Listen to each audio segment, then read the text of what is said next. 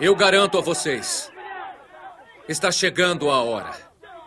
Já chegou a hora em que os mortos ouvirão a voz do Filho de Deus. Aqueles que ouvirem sua voz terão a vida.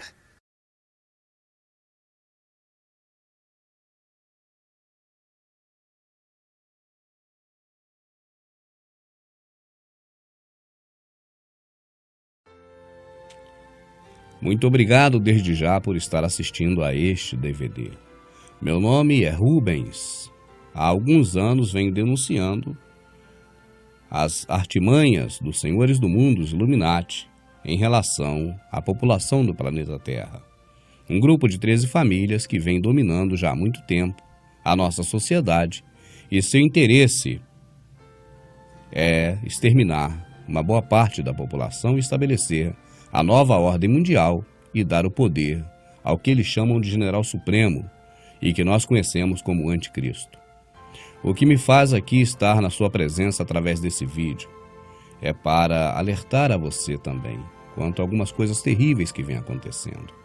Os senhores do mundo dominaram a economia, dominaram a política, dominaram toda a sociedade através de todos os meios e métodos possíveis. E eu te pergunto, teriam eles deixado livre a religião ou também a dominaram? Eu quero que apenas você reflita com esse DVD. Não quero que você venha a seguir nenhuma palavra minha e nem acreditar apenas porque eu estou te dizendo, mas que você venha, segundo o que está escrito, a examinar tudo e reter apenas o que for bom e que você possa testificar com sua liderança religiosa, com seu pastor, com as pessoas da sua denominação e com a Escritura também. O que for dito aqui, eu gostaria que você anotasse, para que você pesquisasse, e aí, daí para frente, já não será mais comigo.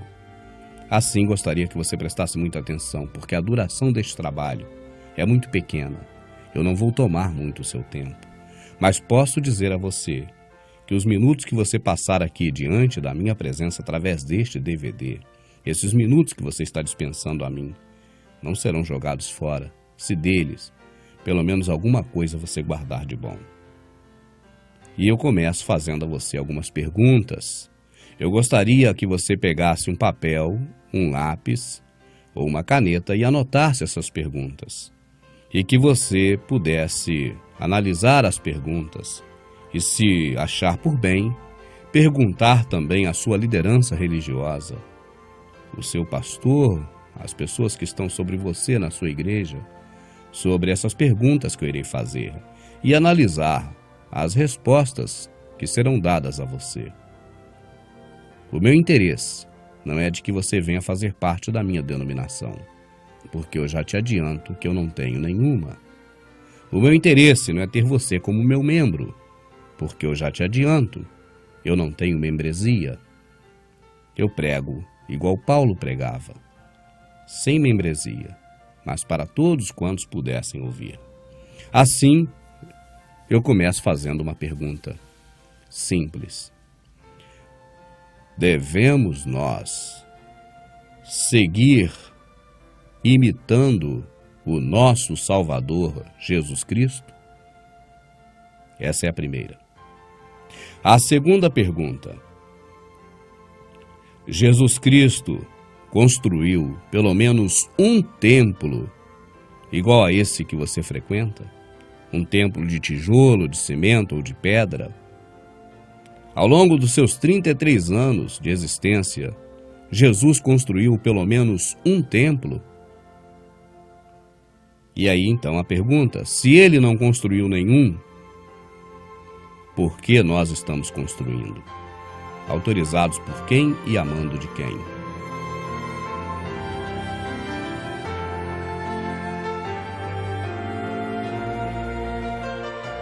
Terceira pergunta. Qual era a religião de Jesus Cristo? Ele seguia alguma religião de acordo com as Escrituras? Você consegue ler alguma passagem na Bíblia em que diz qual era a religião de Jesus Cristo? Se ele não segue nenhuma religião, por que você segue o protestantismo, cristianismo, ou catolicismo, cristianismo. Mais uma pergunta: qual era a denominação de Jesus? Ele pertencia a alguma denominação? Se pertencia, qual era essa denominação? Seus discípulos e apóstolos também pertenciam a alguma denominação? E completo: se eles não pertenciam, por que você pertence? Se não está imitando ao Salvador nem a Paulo, que disse: sede meus imitadores, como de Cristo eu sou. Se você não imita a estes, você está imitando alguém. E eu pergunto: a quem?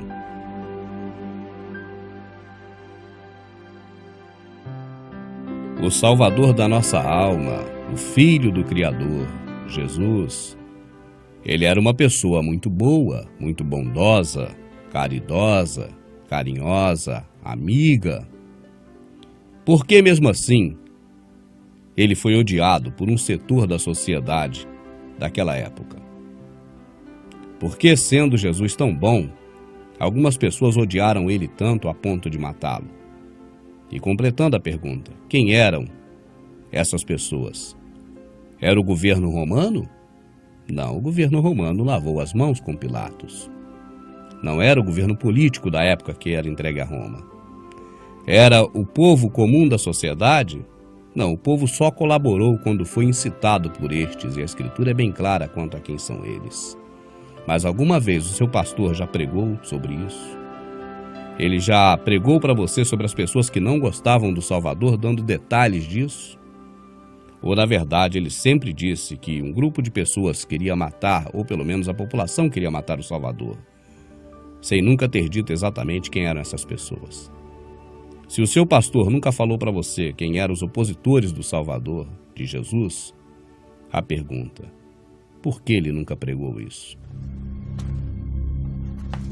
Então um dos 12, chamado Judas Iscariotes, dirigiu-se aos chefes dos sacerdotes e lhes perguntou: o que me darão se eu o entregar a vocês?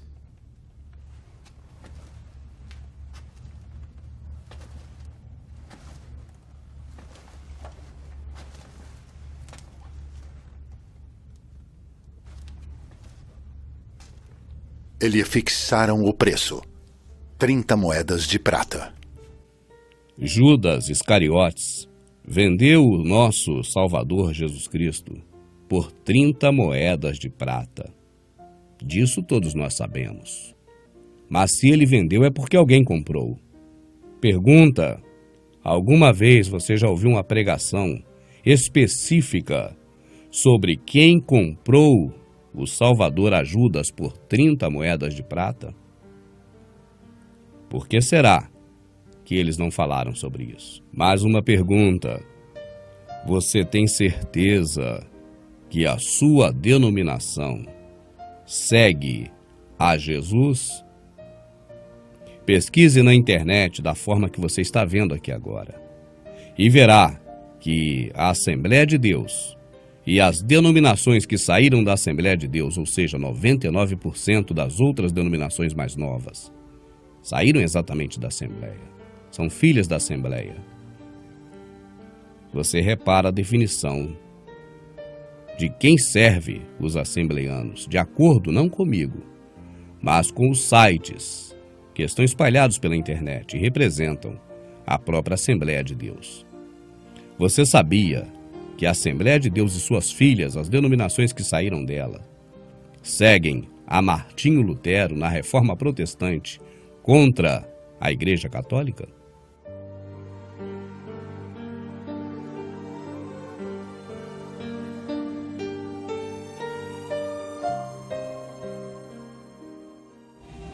Até a época de Davi, que encontrou graça diante de Deus e pediu que ele lhe permitisse providenciar uma habitação para o Deus de Jacó.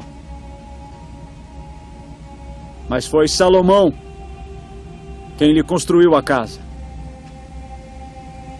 Todavia, o Altíssimo não habita em casas feitas por homens. Como diz o profeta, o céu é o meu trono, e a terra, o estrado dos meus pés. Que espécie de casa vocês me edificarão? Diz o Senhor. Não foi a minha mão que fez todas estas coisas?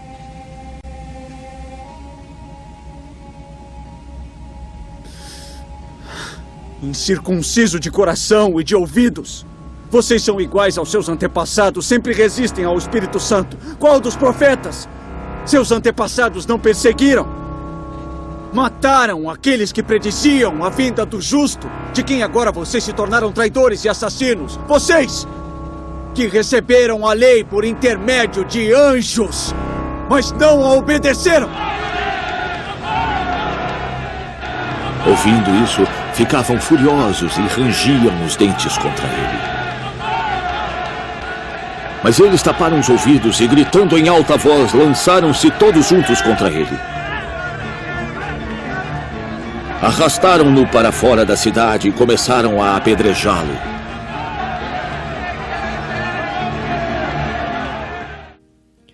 Ainda quanto ao templo, não foi o único templo autorizado pelo nosso Criador, descrito na Bíblia, também o templo que o nosso Salvador derrubou?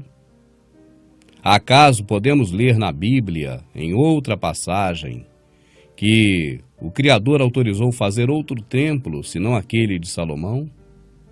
E não foi justamente aquele de Salomão que nosso Salvador o derrubou? Quando lemos, está consumado, o véu do templo se rasgou de alto a baixo, acaso deixamos para trás e não lemos também que as pedras do templo se fenderam? O Salvador mesmo disse: eu derrubo e construo outro, não feito pelas mãos dos homens. Se nós ouvimos Paulo falando aos atenienses, homens de Atenas, vejo que em tudo sois muito religiosos, porque andando pela vossa cidade, encontrei altares a vários deuses, e um que estava vazio, não tinha nada nele, apenas uma descrição. Acaso não é este o verdadeiro, aquele que criou o céu, a terra, o mar, o qual também não habita em templos feitos por mãos de homens?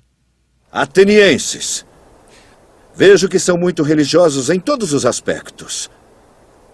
Pois andando pela cidade, observei seus objetos de culto e encontrei até um altar com esta inscrição: ao Deus desconhecido. Ora, o que vocês adoram, apesar de não conhecerem, eu lhes anuncio. O Deus que fez o mundo e tudo o que nele há é o Senhor do céu e da terra. E não habita em santuários feitos por mãos humanas. Ele não é servido por mãos de homens como se necessitasse de alguma coisa. Porque Ele mesmo dá a todos a vida, o fôlego e as demais coisas. E também na Escritura nós lemos: não sabeis vós que vós sois o templo e a habitação do Altíssimo? Lemos também Estevão, quando apedrejado no templo, julgado no templo pelos religiosos da sua época, quando ele diz: mas Deus não habita em templo feito por mãos de homens. Não é neste momento que os religiosos que ali estavam o arrastam para fora e o apedrejam? Não é também o que o nosso Criador sempre disse: porque Deus não habita em templos feitos por mãos de homens? As perguntas são muitas.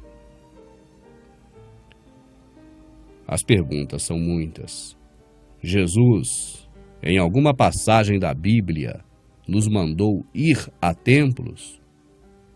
Podemos dizer que ele ia, que ele frequentava, que ele ensinava, mas em algum momento você pode dizer, baseado no escrito na Escritura, que ele nos mandou ir a templos? Que ele nos mandou ter denominações? Em alguma passagem da Escritura podemos ver escrito essas coisas? O Salvador, uma certa ocasião, disse: aquele que crê em mim, como diz as Escrituras, deste que crê em mim, como diz as Escrituras, fluirão rios de água viva. E eu pergunto, você tem crido nele, como diz as Escrituras? Ou você tem crido nele, como diz a religião que você participa dela, os líderes da religião que você participa dela, os pastores e teólogos? Mas uma pergunta, amado, e são muitas. Vá anotando, por favor. A Escritura diz, dai de graça o que de graça recebeis. Para você fazer um curso de teologia, você faz de graça ou você paga? Como você poderá dar de graça o que você pagou no curso de teologia? São as coisas do Criador. Não deveriam ser de graça, como este DVD que você recebeu? Não são por acaso pessoas amorosas que copiaram esse DVD e te entregaram de graça? Por que pagar por cursos de teologia para aprender como processar algo religioso e por isso também receber em dízimos e ofertas?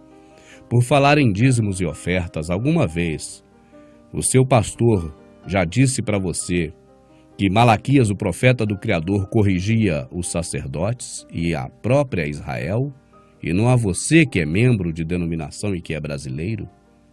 Alguma vez ele já falou para você que no Salvador a lei, que inclusive autorizava cobrar dízimos, foi abolida? Alguma vez ele falou para você que os dízimos de Abraão foram dízimos de sangue, segundo o que está no Novo Testamento, porque Abraão matou os reis, pegou os despojos e deu 10%, sendo ele riquíssimo, deu uma única vez os despojos de guerra, roubos dos reis que ele matou, a Melquisedeque? Alguma vez você já aprendeu na sua denominação que o povo foi destruído porque lhe faltou entendimento, porque tu, sacerdotes, rejeitastes as minhas leis? E porque tu, sacerdotes, rejeitastes as minhas leis, eis que eu também já vou-lo tenho rejeitado, para que não seja mais sacerdote diante de mim, e eis que rejeitarei também seus filhos. Esse é o versículo completo. Por que será que os pastores nunca leram ele inteiro? Mais uma pergunta, amado. Na hora de pedir a oferta, fala-se, quem semeia pouco, colhe pouco. Aquele que dá, que dê com alegria. Acaso já foi lido um verso mais adiante, que explica o que é semear, o que é distribuir, onde diz, espalhei, dei aos pobres, a minha justiça permanece? Onde dar não é para líder religioso, mas para o próximo? Acaso eles já leram um pouquinho mais adiante daquela passagem que usam para te pedir dízimos e ofertas? Agora deixa eu abrir um parênteses, meu amado. Acaso esse humilde irmão de vocês que aqui está, em algum momento falou alguma coisa contra o Criador, contra a santidade do Criador, contra o Espírito Santo, contra as coisas do nosso Criador? Até agora neste DVD, você ouviu esse humilde irmão falando alguma coisa contra o Criador? Se eu falei, eu sou realmente um herege. Mas se eu não disse nada contra aquele que nos criou até este momento, reconsidere as minhas palavras, porque eu não estou aqui na sua frente, na sua casa, no seu equipamento para te pedir dinheiro, nem para pedir que me siga. Apenas pelo amor do meu grande amor, daquele que me amou e por mim se entregou, estou aqui para despertar você, para que você atente que nem tudo é tão bonito como lhe parece, nem tudo é tão perfeito, nem tudo está tão correto como parece que está já há muito tempo. Se você quiser conhecer muito mais sobre essas questões todas, nós temos os DVDs da Sã Doutrina, que são entregues gratuitamente através do nosso site, e todos eles estão na internet, no YouTube, de graça, para todo mundo assistir. Porque pelo YouTube eu não pago para exibir e também não cobro.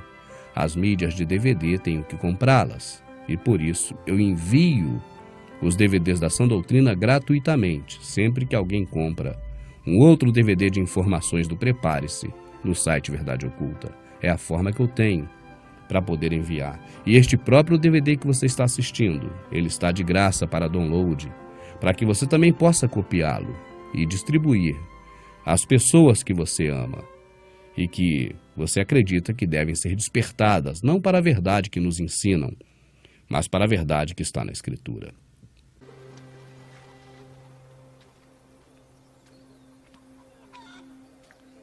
Então chegou uma mulher da Samaria para tirar água.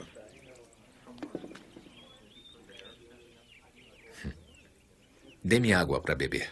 Os discípulos tinham ido à cidade para comprar mantimentos. És um judeu e eu sou samaritana. Como tu pedes de beber a mim? Judeus não usavam os mesmos copos e potes que os samaritanos. Se conhecesse o dom de Deus e quem lhe está pedindo de beber, você é que lhe pediria. E ele lhe daria água viva. Senhor, não tens um balde e o poço é fundo. De onde pegarias essa água viva? Foi nosso ancestral Jacó que nos deu este poço, do qual ele bebeu com seus filhos e animais. Não estás dizendo ser maior do que Jacó, não é? Quem bebe dessa água terá sede de novo. Mas aquele que beber a água que eu vou lhe dar, esse nunca mais terá sede. E a água que eu lhe darei vai se tornar dentro dele uma fonte de água viva que jorra para a vida eterna. Nossos ancestrais samaritanos adoraram a Deus nesta montanha. E vocês, judeus, dizem que é em Jerusalém o lugar onde se deve adorar a Deus. Está chegando a hora. E já é agora. Os verdadeiros adoradores vão adorar o Pai, em espírito e verdade, porque são esses os adoradores que o Pai procura. Deus é espírito. E todos aqueles que o adoram devem fazê-lo em espírito e verdade.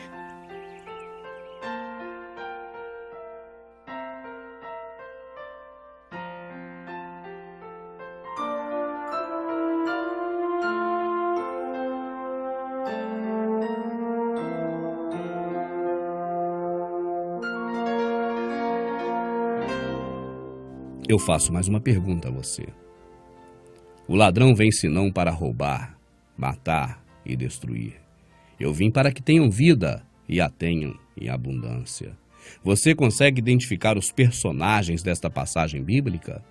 Você tem aí o ladrão, que vem para roubar, matar e destruir. Você tem aí o contrário dele, o Salvador, que vem para dar vida, e o contrário do ladrão, que tira a vida, ele dá com abundância. Você tem aí o bom pastor, esse dá vida pelas ovelhas. E você tem aí o ladrão, esse é mercenário, porque vendo vir o lobo, aí você tem o diabo, o lobo. Ele foge. Ora, o ladrão foge porque é mercenário e não tem cuidado com as ovelhas. Quem é esse ladrão? Te ensinaram que é o diabo, não é verdade? Leia com mais atenção e verá que o diabo é o lobo. E o ladrão é exatamente o falso pastor, o oposto daquele que dá vida pelas ovelhas, mas aquele que só pensa em dinheiro, que foge quando vê os problemas das ovelhas. É disso que o Salvador está falando. Mas nos disseram há muito tempo que ele fala do diabo. E muitas outras coisas, o sistema que está aí, nos engana, tirando deles a culpa e colocando no diabo. A Escritura nos alerta contra os falsos profetas, que farão negócio das pessoas por avareza. E nós perguntamos, esses homens ainda vão aparecer no cenário? Ou esses homens já estão aí há muito tempo? E numerosos falsos profetas surgirão e enganarão a muitos. Justificativas para errar e para continuar errando, nós podemos ter muitas. Mas acaso devemos buscar essas justificativas? Poderíamos dizer, olha, o templo é importante para que nós venhamos a nos reunir. E eu pergunto, você pode julgar importante o que o Salvador não julgou importante? Seus discípulos aproximaram-se dele para lhe mostrar as construções do templo. Vocês estão vendo tudo isto? Perguntou ele.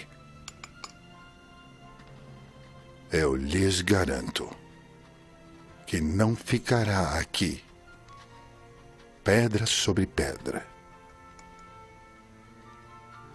Serão todas derrubadas.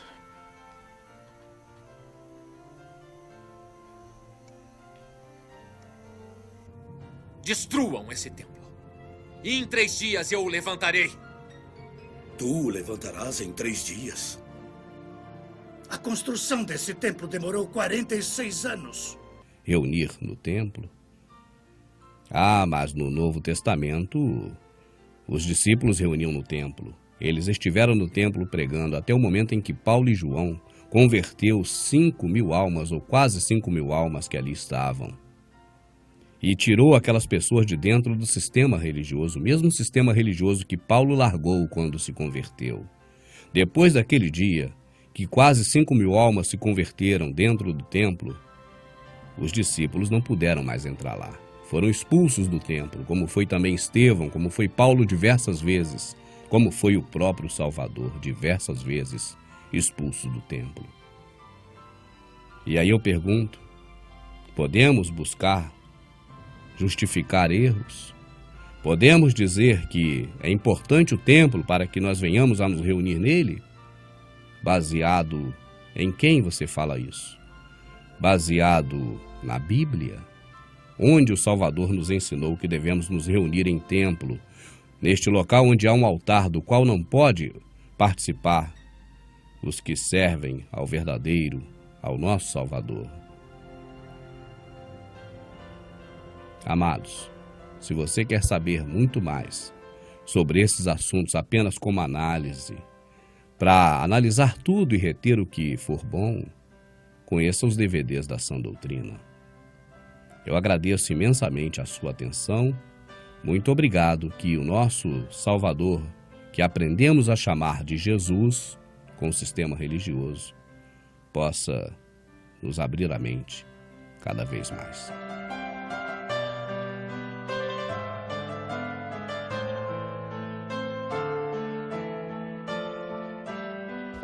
Ai de vocês, mestres da lei e fariseus hipócritas!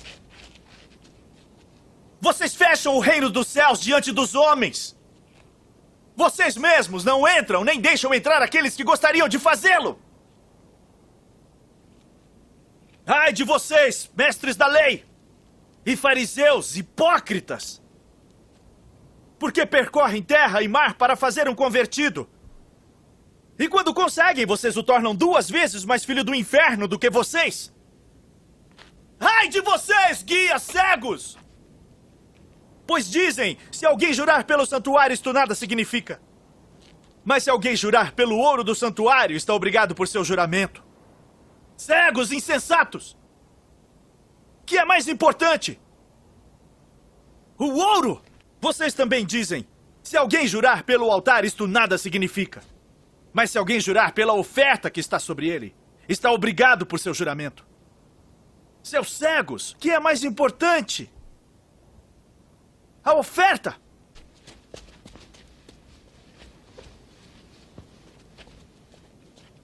Ai de vocês, mestres da lei e fariseus, hipócritas!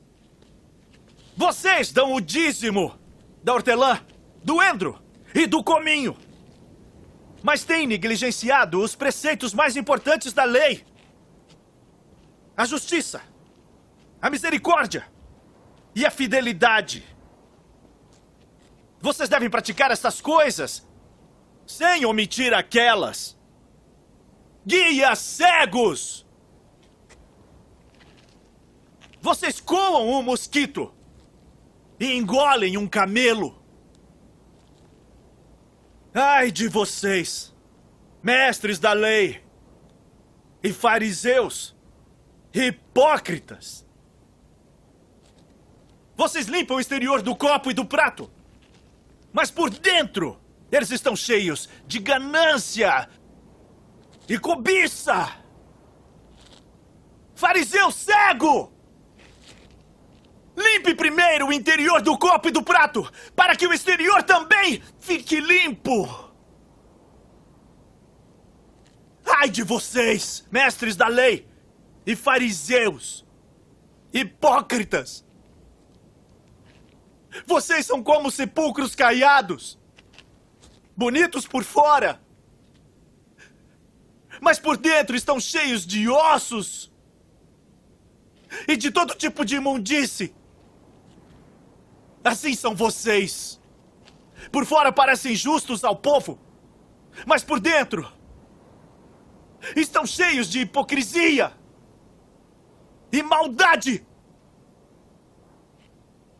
Ai de vocês, mestres da lei e fariseus, hipócritas! Vocês edificam os túmulos dos profetas e adornam os monumentos dos justos. E dizem: se tivéssemos vivido no tempo dos nossos antepassados, não teríamos tomado parte com eles no derramamento do sangue dos profetas.